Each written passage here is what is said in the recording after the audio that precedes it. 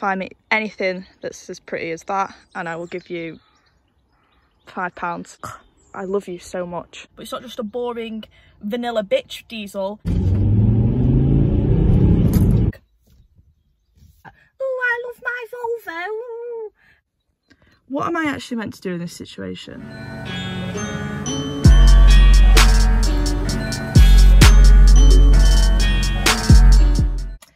Hello, we're back. Bit of a different one today. There is another star of the show today.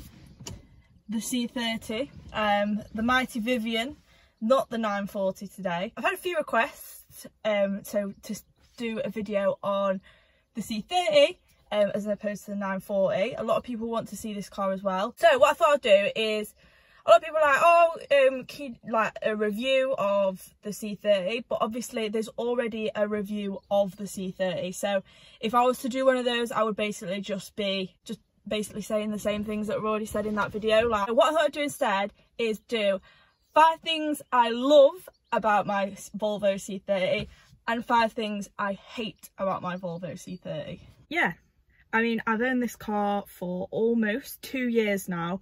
I've built up a lot of things I love about this thing, but I've also built up a lot of pet hates with the thing also.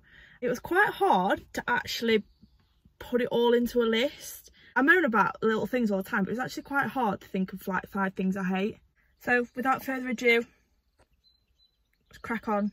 I'm not going to sit here chatting shite. Well, I am. That's basically going to be the whole video. I won't be a negative Nelly and start with the things I hate. We're going to start with the things that I love.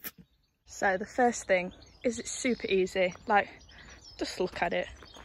She is beautiful. I absolutely love the look of these things. I think they're so quirky, they're so different. Like, if you compare them to, say, any other hatchback that you can buy for so it's like the same sort of year, same sort of price, they look nothing like. The booty is just 10 out of 10. The colour, obviously Rebel Blue. I was dead set on having Rebel Blue. Find me anything that's as pretty as that and I will give you £5 because I'm a bit of a broke bitch. I just love that you don't see these very often. Like, you see like Scirocco's, A3s, 1 Series, like Fiestas, stuff like that. You see them all the time, but you never really see these. I love you so much. Jeremy Clarkson also did say on Top Gear that the Volvo C30 at its time was, well, what they thought was the best hatchback that you can buy. The best looking hatchback that you could buy. How did I mess that up so bad? Can't argue with a man like Jezza. Man like Jezza knows his stuff. Would I argue with him? Absolutely not, no. So there you go, that's it. Case closed. Right, so as well as just being beautiful, the C30, well, this one has quite a cool engine in it as well. It's not just, it is a diesel, but it's not just a boring vanilla bitch diesel. It is a cool diesel. Partly because it's got 5 cylinders. This car has got a 2-litre 5-cylinder diesel engine. It is the D3. Volvo also do a D4. D4 is exactly the same engine. The D3 has just been detuned from factory. But this has been remapped. It's 205 brake horsepower, 350 foot-pound of torque. If you remap a D4, you'll get exactly the same thing. It's pretty quick. It's not the fastest thing in the world, don't get me wrong, but it's got a shit ton of torque, and that's what makes it fun, because you just put your foot down and you're like, do you know what I mean? I mean, probably not that dramatic, but in my head I like to think I look like that. It sounds mint. For a diesel, it literally does sound mint. I will insert a little clip of me putting my toe down and you will hear it.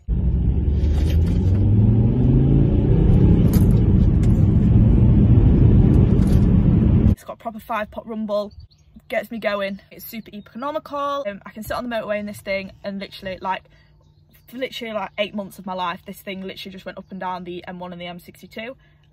Literally you can get like 65 miles per gallon out of this on a good day. Like day-to-day journeys, I think at the moment I've got 42.9. They've just been loads of short journeys. I think the lowest I've seen it is like 38 miles per gallon. It's super good on fuel. Like, it's obviously there will be diesels out there that will be better than this. In terms of a diesel, it's probably not the best, but it's 5-cylinder, so obviously that's to be expected. I get out of a tank, if I fill this thing, I think it costs me like roughly like 60-70 quid to fill the tank, depending on fuel price obviously, and I will get between 550 and 600 miles out of the tank. Like, it's pretty decent. I just like to flex my fuel consumption. Super reliable. Like, I think these engines can literally go till the world stops spinning. Gloss over the fact that I thought that would look good. Definitely doesn't look good, and I tried to paint the engine cover, it looked shit, so now I've not got one. So if anybody's got a D3 engine cover that they would like to donate, please let me know. The next thing is this thing is so comfortable. You just get in the car and you're literally like, well, the seats are amazing, they look really nice, obviously they're black leather, they're heated, they are so comfortable. You get in and you just sink into them and you're like, oh. This car is honestly so good for, it's just a big fat motorway cruiser. I bought this car on 61,000 miles in July 2018. It's now done 83,500.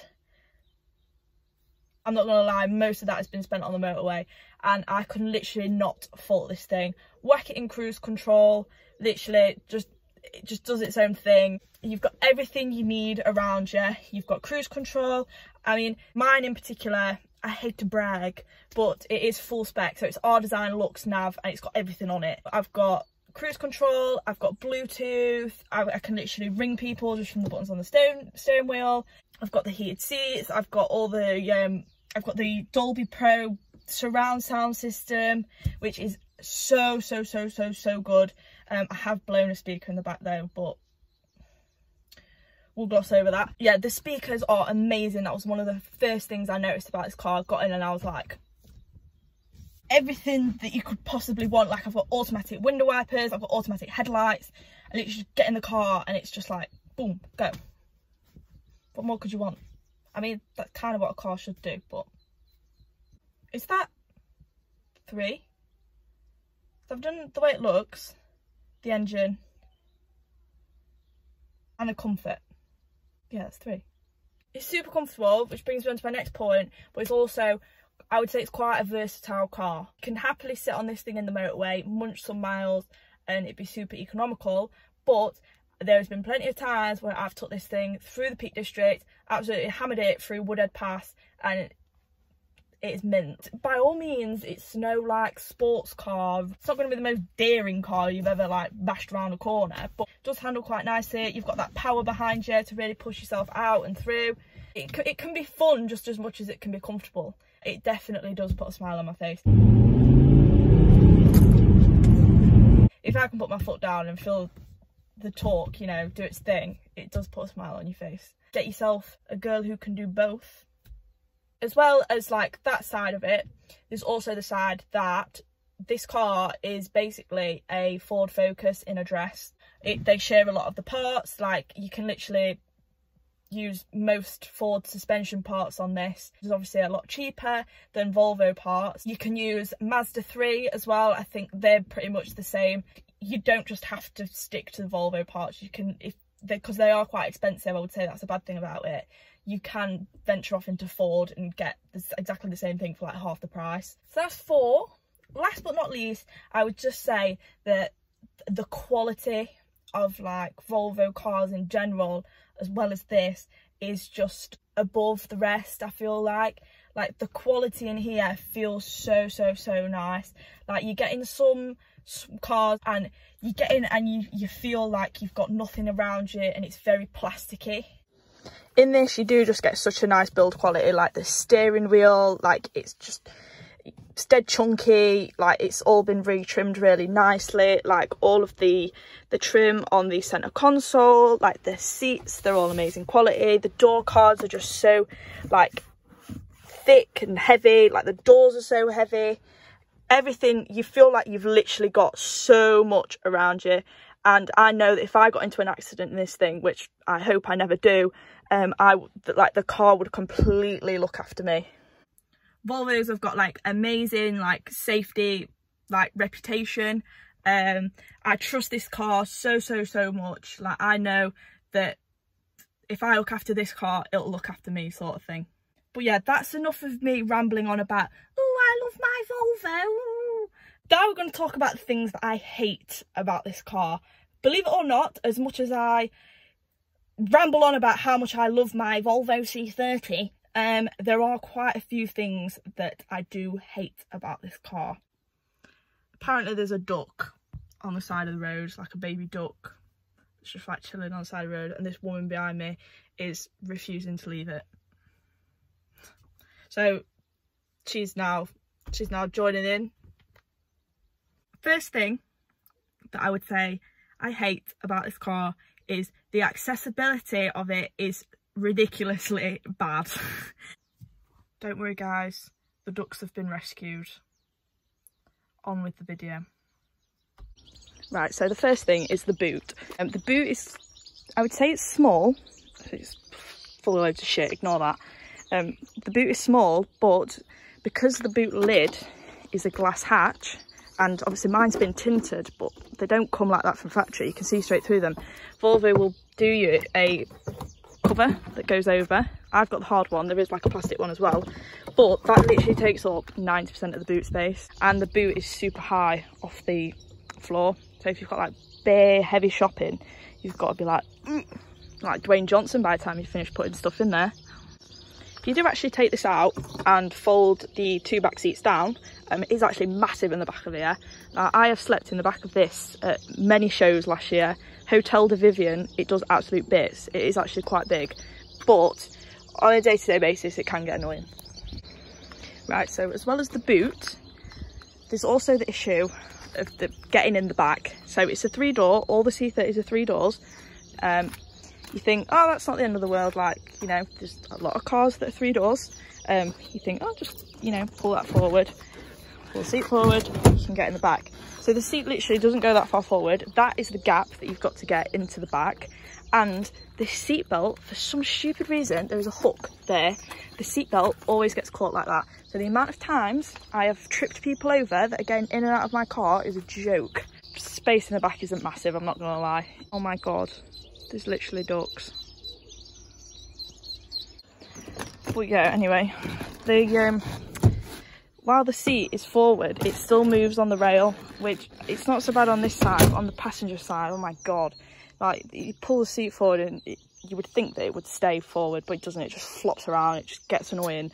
I mean, I don't really give a shit because I'm the driver, so it doesn't make any difference to me, but my passengers complain in my ear all the time and it's annoying. It's quite small, like, it's not a big car by any means. Sometimes it doesn't matter, but sometimes I'm literally just like, oh my God, this car is winding me up. Like, why is it so small? What am I actually meant to do in this situation? The woman's gone. Like, it's mum's nowhere. Like, what can we do? Like, oh. Yeah, I'd kind of say that's like 2 things. So like the accessibility is poor and it can be quite impractical, you know, as a sole driver. So, you know, it's just me. It's not that bad, but I could imagine as a family car or whatever, it'd be a pain in the arse. Right, so the next thing is the interior. You know, as nice as it, you know, it can look and blah, blah, blah, it is so outdated for the car. This car's the 2012 model, so at this time it's literally only 7 years old, which is not old at all. Like 2012, there was, if you compare it to a car, say like a German car from 2012, this interior is just so outdated. This it just does look like a Nokia, and I will admit that it does. Like, all of this, it is just very 2002. I feel like Volvo, you know, they are a bit behind the times, but, well, they're not anymore, but they used to be, I think. All the screens, they're like, if you can see, they're like green LCD screens. That looks disgusting. You can take the filter out of that, but I'm not touching that because I'll break it. All the dials and stuff, like the 2 screens there, they're really like outdated as well. Like, you know, they just don't look great. Yeah, just all the buttons and things like that, like, oh, it's just a bit. I do love the waterfall dash. So like, that's like a typical Volvo thing, is to have the waterfall going down, and then the gap behind there. I do think that's quite cool. I think they could have done such a better job, especially because it's a newer car. My dad used to have a 2005 V50, and this is exactly the same as what he had in his, and that's literally what, how many years difference? 7 years difference between the two, and it's still exactly the same. A lot of cars, you know, you can get the head units, so you can have like your own custom head unit with its touchscreen and blah blah blah blah blah. Obviously, as cool as the waterfall is, it does very much limit the accessibility you can get on things to modify. You can get a unit which does fit in there. It's super expensive and also super shit, so I won't bother with it. As far as that goes, there's no like aftermarket radio or option that you can really go with. So yeah, that's a bit of a downer. So I'd say another thing that I find quite frustrating about owning a C30 is the limitations on modifications that you can do to them. Obviously they're unique cars, but a downside of that is there's not a massive market for them in terms of aftermarket parts. Chris at C30 Mods, he's like an absolute whiz when it comes to things like that. He's got a full website where you can buy things like splitters, kits and stuff like that. But if you compare it to say like a Fiesta or, you know, like the XRs, like there's a lot more variety in things that you can get. There's a lot of people that make kits and things like that, but people obviously, they don't tend to bother with the Volvos because not as many people have them, which is completely fair enough. Like, it's understandable, but it is one thing that bugs me. Like, there is nobody that makes a splitter for the facelift C30. Like, it's just annoying. Like, you have to go for them stupid rubber lip horrible things, or you can have one of the pre-facelift, but they're not actually made for this, so they don't fit as they should. Like, it's just annoying. Like, don't get me wrong, there are people that have, you know, have turned these things and made them look amazing, but a lot of it is custom work, and obviously with custom work, big price tag. So if you are looking for a C30, you are very much into your modifying, you like to full send your cars, obviously I would take that into consideration. If you really want to make it stand out from the rest, you would have to go down a custom route. It's not like a pick something off the shelf type of thing. And then last but not least, this one kind of cheating because it's not actually about my C30, because as I said earlier, I love the engine in my C30. But as C30s as a whole, I get asked this a lot, like, oh, what engine should I go for? And I would say a downside to these cars is that they don't have a massive engine variety. Well, they do, but I'll explain what I mean, basically. The diesels, you've got a good variety. You can either have the 1.6 diesel, which it's not a Volvo engine, it's a Peugeot engine. Personally, I wouldn't recommend going for one of those. They are prone to issues like with going into limp mode and DPF issues. Then you can have the 2-litre diesel, which is just 2-litre 4-cylinder diesel, nothing special, pretty much the same as everything else. And then you start to go into the D3, which is the 5-cylinder, the D4, which is the 5-cylinder, which I explained earlier is the same engine, and then D5. Oh my god, the bird. What do I do? Then you've got the D5, which is like the popper of all diesels. It's the 2.4 5-cylinder. Yeah, so you've got a fair variety of diesels. Obviously, if it's your first car, go for the 1.6. If, like me, it was the second car buying this, so I went for the 2-litre. It's easy. Petrol wise, you can get the 1.6 petrol, which it's not turboed or anything, like it's literally just a 1.6 petrol. They're renowned for being bad on fuel, but apparently they've just got a small fuel tank, I don't know. Then you can have the 1.8 petrol, which is only available in the pre-facelift version, and then there's the 2-litre petrol, which is the same engine that's out of like the old Fiesta STs. All of those engines, none of them are turboed, they're all just NA. So without sounding like that guy, they're a bit flat, there's not much to them sort of thing. The only turboed petrol you can buy is the T5, which is the same engine as the ST225. They're exactly the same engine. Personally, when I bought this car, would I have gone for a diesel? I wasn't particularly looking for a diesel. At the time, I didn't really have the driving where I could warrant having a diesel. And when I first got it, I was kind of worried that I would go down the route of having DPF issues, because I was like, I'm not giving it, you know, the motorway runs it needs. But I couldn't have a T5. I didn't want a 2 litre petrol because I knew I'd get bored of it, but I couldn't afford a T5 sort of thing. So I kind of had to go with the D3. If you are in the same sort of position where you can't really afford a T5, you don't know if you really want a diesel, you will be stuck in the same situation I did. Luckily, it worked out well for me. I now do a lot of miles, and I am very grateful for having this car. I've never had a single issue with it. So yeah, like, I'm not saying they've got like a poor engine choice. Like, they do have there is a lot of engines that you can go for in this model. I just feel like they were lacking maybe on a petrol alternative to the T5, because like the 2 litre petrol, it doesn't come close. It's 150 brake standard, it's not turboed. Like, they could have had a small, maybe like a 2 litre turbo. Do you know what I mean? Like, the T5 is so expensive to tax because it's over 2 litres. Like, it's so expensive to run, it's so bad on fuel. But like, if you compare it to say like Audi and Volkswagen, they've got like the 1.4 TFSI, which I feel like if Volvo had done something similar to that, they could have like caught a lot more people. Do you know what I mean?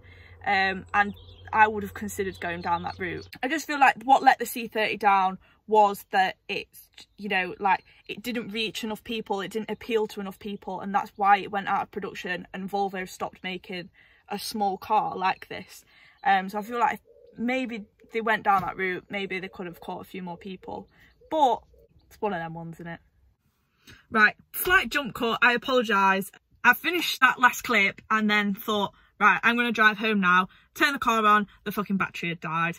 I think it was because I was fanning around having the door open and the light inside literally just drained the battery. Obviously, I've not really been driving it. Well, I say not really, I've not driven it at all for 3 weeks, so it's my own fault. But yeah, the battery died. I've got it home now, we're fine. Update as well, we rescued the ducklings. We literally probably spent about half an hour fanning around trying to catch the ducklings. We caught them in a washing up bowl and now they're on my friend's back garden.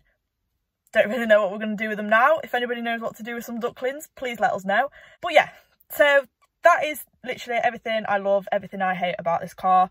I say everything I hate. I absolutely adore this car. I always will. This car will always have a special place in my heart. Hopefully this helps like a few people that are looking into getting a C30. I get messaged all the time asking for advice on them, asking like my opinion, like literally get it all the time. So hopefully this does help some people. Obviously there is the review as well of this car as well. It was quite a while ago, but it covers the same sort of things that what I would have probably said now.